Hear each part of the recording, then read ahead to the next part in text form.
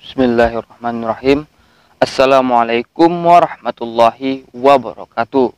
Kembali lagi di Bapak Fahmi Channel.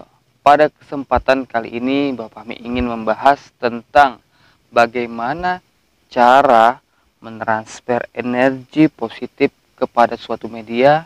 Contohnya adalah media air putih yang nantinya bisa digunakan sebagai media pengobatan atau sarana pengobatan. Dan juga nanti akan kita praktekkan bagaimana mengalirkan energi positif dari telapak tangan untuk media pengobatan juga. Nah, sebelum melanjutkan video ini, ada baiknya sahabat BFC semua jangan lupa untuk klik tombol subscribe terlebih dahulu, lalu tekan tombol like, comment, share video ini agar BFC terus berkembang dan dapat upload video menarik lainnya. Oke, liba.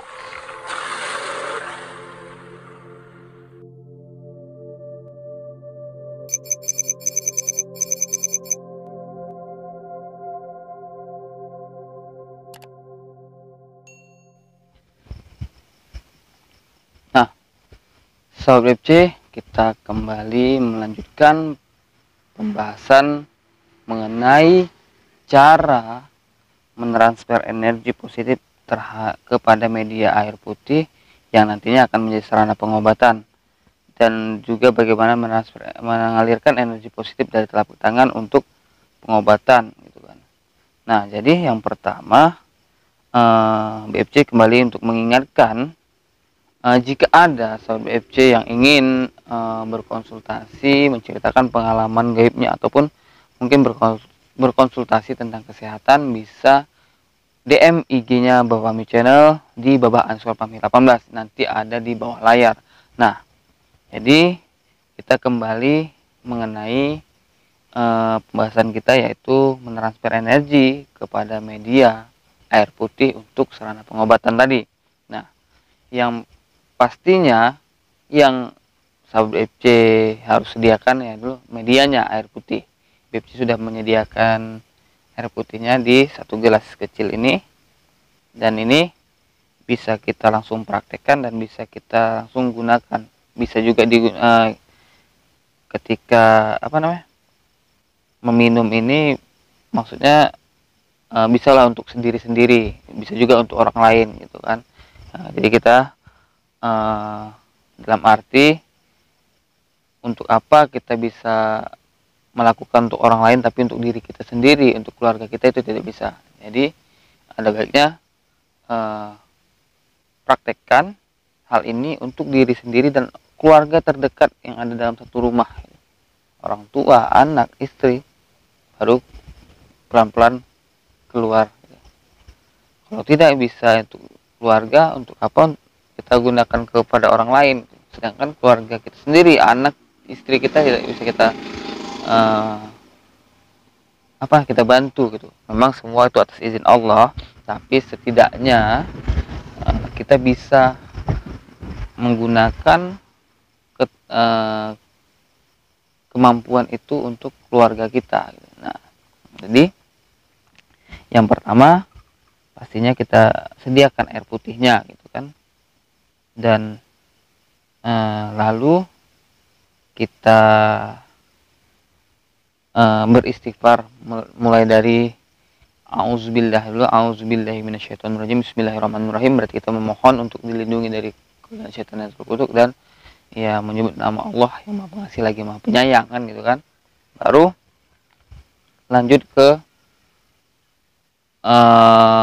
hadiah Fatihah kepada Rasulullah Shallallahu Alaihi Wasallam sebanyak 1 kali. Nah, baru secara singkatnya hadiahkan Fatihah kepada diri kita, ataupun misalnya kita yang sakit ya kita yang kita hadiahkan Fatihah. Kalau misalnya untuk orang lain, untuk anak atau istri, sebut namanya. Kalau bisa binnya atau bintinya, baru hadiahkan Fatihah. Nah, baru bacakan syahadat dan sholawat. Syahadat salawat, asyhadu alla ilaha illallah wa asyhadu anna muhammadar rasulullah, Allahumma sholli ala sayyidina Muhammad wa ala sayyidina Muhammad. boleh sampai Hamidum Majid itu juga boleh. Yang penting syahadat selawat jangan tinggal. Lalu bacakan Qul huwallahu ahad atau surah Al-Ikhlas sebanyak 3 kali. Nah, 3 kali dibaca surah Al-Ikhlas, baru disambung dengan surah Al-Falaq, qul a'udzu birabbil falaq min syarri ma khalaq wa min syarri ghasiqin idza waqab, itu kan sebanyak 1 kali.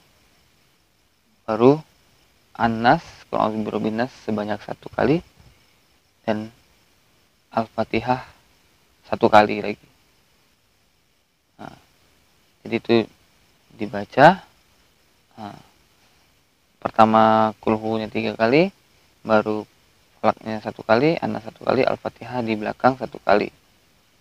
Nah, baru yang ini misalnya setiap sekali baca itu 1 napas.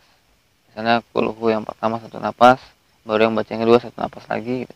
Tapi kok bisa kulhu itu 3-3-nya dalam 1 napas, itu lebih baik gitu. Nah, baru begitu juga dengan surah Al-Falaq tadi, 1 napas juga, Al-Fatihahnya juga 1 napas.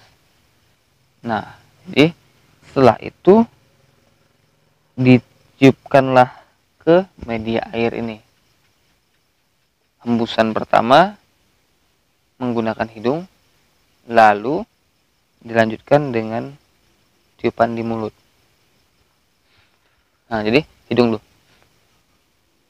kemari ke airnya, dan yakinkan, hakikatkan bahwasanya ma'rifatkan baca itu masuk ke dalam air ini dan menjadi obat gitu. Nah, yakinkan ini air bisa menjadi air obat gitu. Dan tetap kita bermohon kepada Allah Subhanahu wa taala yang yakin dengan izin Allah, maka penyakit yang ada dalam tubuh diri kita ataupun saudara kita ataupun anak, cucu ataupun istri itu bisa sembuh, dan bisa minimal itu kuranglah sakitnya untuk sementara waktu gitu. Nah, sebelum mendapat penanganan lebih lanjut, dan bisa alhamdulillah ya, mudah-mudahan lanjut kesembuhan tadi. Nah, tanpa ada proses selanjutnya gitu kan, ataupun tanpa ada pengobatan lebih lanjut lah gitu. Kita berharap seperti itu kan. Tapi yang BFC ingatkan, ketika membaca yang seluruh surah tadi itu, ketika membaca syahadat atau salawat itu, kalau bisa jangan hanya di mulut, tapi seluruh anggota tubuh, mulai hati dari ujung rambut sampai ujung kaki ini dirasakan untuk juga membaca surah-surah tersebut, selawat syahadat tersebut. Nah, jangan hanya di mulut, tapi rasakan seluruh anggota tubuh kita ikut membaca. Nah, jadi istilahnya seluruh tubuh ini ikut membaca, mulai dari pori-pori, rambut, ya kan, pokoknya ginjal, usus, jantung, semua rasakan itu. Nah, baru tiup, selesai semua tiupkan. Ketika membaca itulah tadi rasakan. Insya Allah dengan izin Allah, maka pastikan bisa sembuh. Karena tapi ya namanya juga sakit ya gitu ya, tidak semudah yang kita bayangkan untuk sembuhnya. Tapi kenapa tidak, kita punya Allah, kita punya kekuatan Allah gitu kan. Insya Allah dengan kekuatannya kita bisa sembuh. Ya, apa yang tidak mungkin kalau Allah berkehendak gitu kan. Nah, lalu ini kan menggunakan air, lalu menggunakan telapak tangan. Ya, caranya hampir sama, bacaannya juga sama, ya cara menghitung sama, cuman bedanya energi. Misalnya ini sakit, dibaca, pegang, alir ya, seluruh tubuh ikut membaca apa yang sudah dijelaskan tadi, dan rasakan mengalir ke seluruh tubuh, dan titik terakhirnya adalah di bagian yang sakit. alirkan ke situ gitu. Misalnya gini, a'udzubillahi minasyaitonirrajim. Bismillahirrahmanirrahim.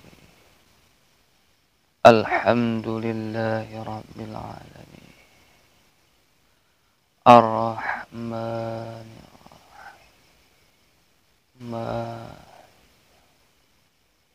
Rasakan mengalir, lalu titiknya berhentinya titik terakhir berhenti pada bagian yang sakit. Nah, agar bagian yang sakit itu bisa sembuh atau rasa sakitnya atau rasa nyerinya itu hilang. Nah, jadi ini bisa dipraktekkan di rumah dengan perlahan, tapi ingat jangan diikuti hawa nafsu harus begini-begini, jangan. Tetap tenang, tetap santai, tetap rileks, karena ketenangan itu adalah kunci keberhasilan. Nah, jadi Sobat BFC, dalam melakukan apapun itu harus tetap tenang, rileks, dan berpikiran positif dan ya jernih lah gitu. Karena itu semua adalah kunci keberhasilan. Kalau mana ada orang yang misalnya berhasil dalam suatu hal, misalnya dalam membuat gubuk atau pondok ini dengan hati yang misalnya gelisah begini, nggak tenang, pasti nggak siap gitu. Nah, jadi apapun yang kita lakukan, kita tetap harus tenang, rileks, santai, tetap berpikiran positif, enjoy gitu. Nah, dalam misalnya kondisi yang memang betul-betul mantap.